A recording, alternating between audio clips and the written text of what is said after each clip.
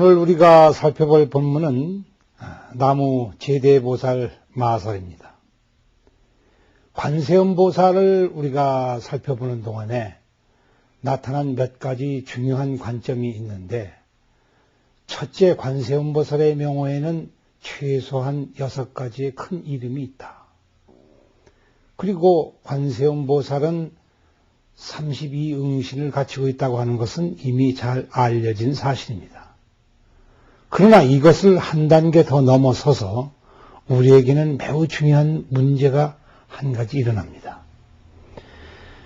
우리가 절에 가서 불자로서 혹은 불자가 아닌 사람일지라도 법당에 가서 서가모니 부처님을 뵙던, 아미타불을 뵙던, 지장보살을 뵙던, 또 어떠한 기도를 하건 늘 관세음보살을 염하라, 관음정진을 해라.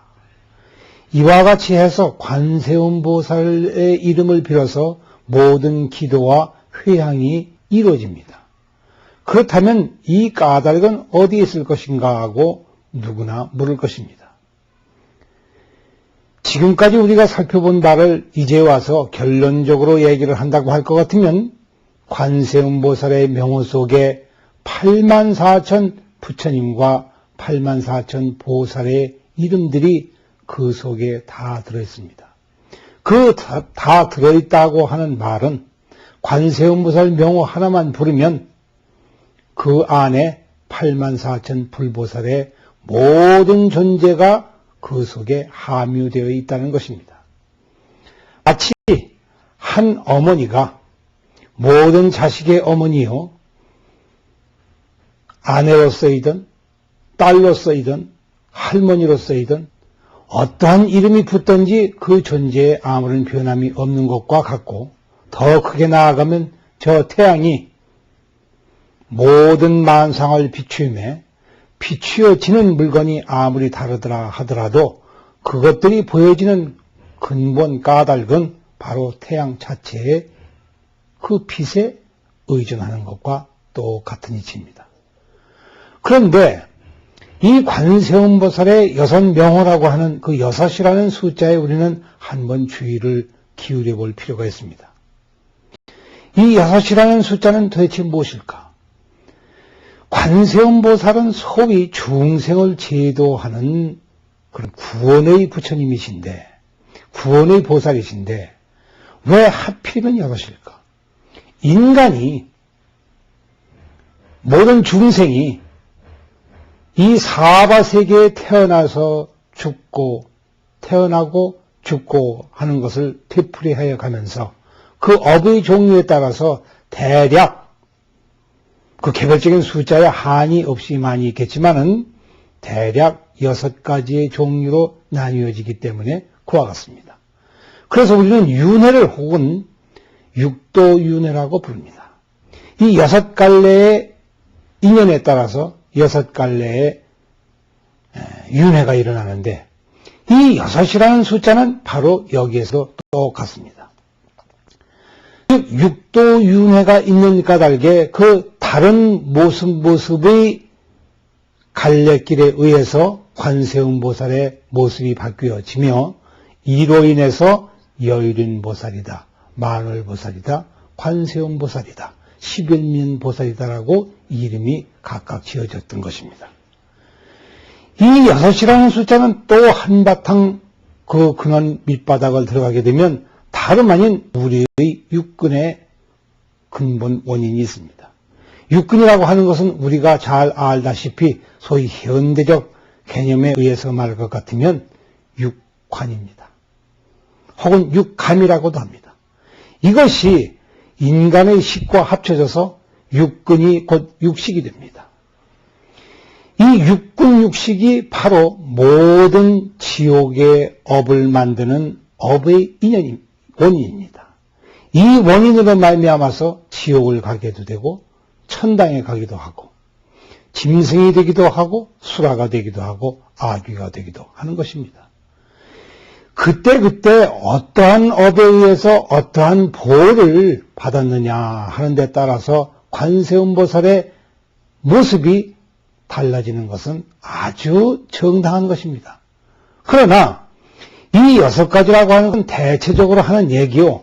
실제로는 이 육군육식을 벗어나서 또 한 가지 우리가 깊이 살펴보아야 할 문제가 있습니다.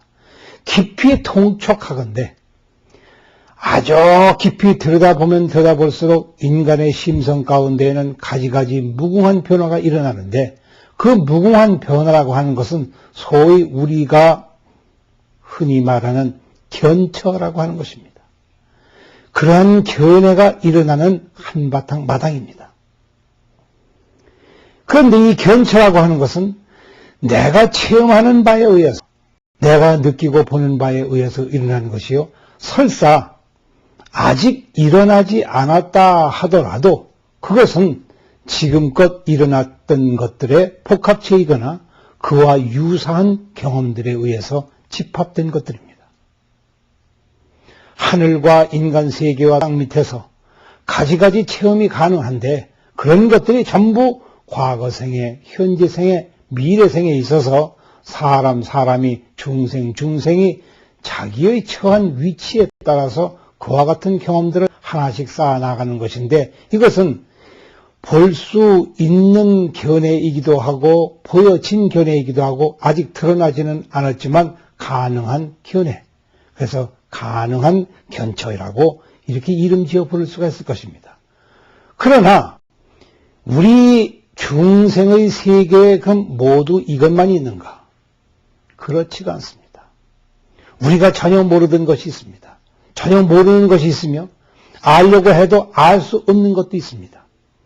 즉 견처라고 하는 것은 대등한 관계로 불가견처가 분명히 있을 것이며 무견처가 있을 것이며 즉 볼 수 없는 것이 분명히 있을 것이며 영원히 볼 수 없는 어떤 그런 것도 있을 수 있습니다. 우리의 상상은 얼마든지 그것을 가능하게 합니다. 그렇다면 이런 것들은 어떻게 할까? 이 사바세계라고 하는 것은 한없이 많고 넓고 그 깊이가 무궁무진하고 하지만은 전부 나오기를 안이비설신 의에서 나왔습니다. 그러나 소위 이 눈과 귀를 떠나서 있는 세계는 어떠한가? 우리가 맨 처음 천수경 법문을 시작할 때 우리는 오방내외 안이 제신지는 부분에서 바로 이와 같은 점을 살펴본 적이 있습니다. 즉 하늘의 세계에도 가득히 귀신들이 돌아다닙니다. 인간 세계에도 우리는 보지 못하지만 한없는 귀신들이 떠돌아다닙니다. 무주고원이라고 합니다. 어디 마땅한 장소가 없습니다. 그러나 각자 생각들의 다른 모습을 띠고 이렇게 나타나기도 하고 저렇게 나타나기도 하고 그 모습은 수도 없이 많습니다. 그럼 이러한 때에 관세음보살은 저들을 위해서 어떻게 대처할 것인가? 바로 이곳에서 소위 우리는 나무제대보살 마살의 근본 취지를 알 수가 있습니다.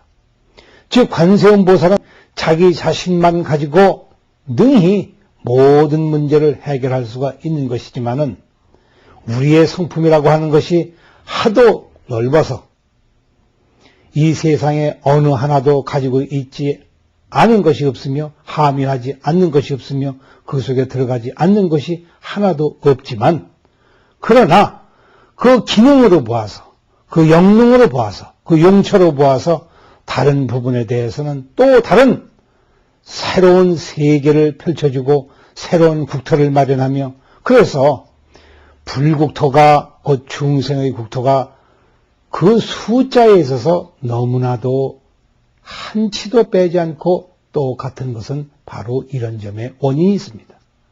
중생의 세계가 84,000이면 부처님의 세계도 84,000입니다. 부처님의 세계와 중생의 세계가 본래 하나이기 때문에 그와 같습니다. 이 숫자라고 하는 것은 손바닥을 제끼고 뒤집는 것과 똑같습니다. 얼굴을 들어서 앞을 볼 때와 뒤를 볼 때와 위를 볼 때와 아래를 볼 때가 다른 것과 똑같습니다. 그러나 필경에 보는 놈은 한 놈이요. 두 놈이 따로 없습니다.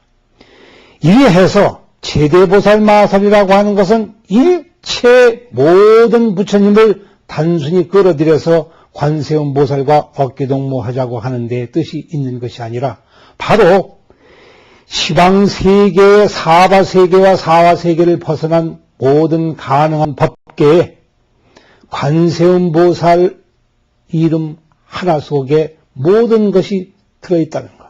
모든 보살의 그 명호를 의지해서 일체의 큰 존재들을 다 함유하고 있다는 것을 분명히 이 자리에서 보여주고 있는 것입니다. 즉 이때 우리가 말하는 나무 제대보살 마살이라고 하는 것은 이름이 없는 세계, 우리가 볼 수 없는 세계, 저 하늘의 세계, 무한한 귀신들의 세계, 이러한 것들을 모조리 다 포함하고 그들을 도외시하지 아니하고 한 세계 속에서 같은 법계 속에서 살아가고 있다는 것을 분명히 드러내주는 것이라고 볼 수가 있습니다. 자, 이래서 나무 제대보살 마살이라고 하는 것은 다만 모든 보살이 아니라 관세음보살을 위시해서 대세지보살, 문수보살, 미륵보살 등등 이름은 얼마든지 큰 보살을 들 수가 있지만 그들이 결국은 관세음보살과 다른 사람이 아니라는 것, 다른 존재가 아니라는 것을 바로 이 자리에서 보여준 것이라고 하겠습니다.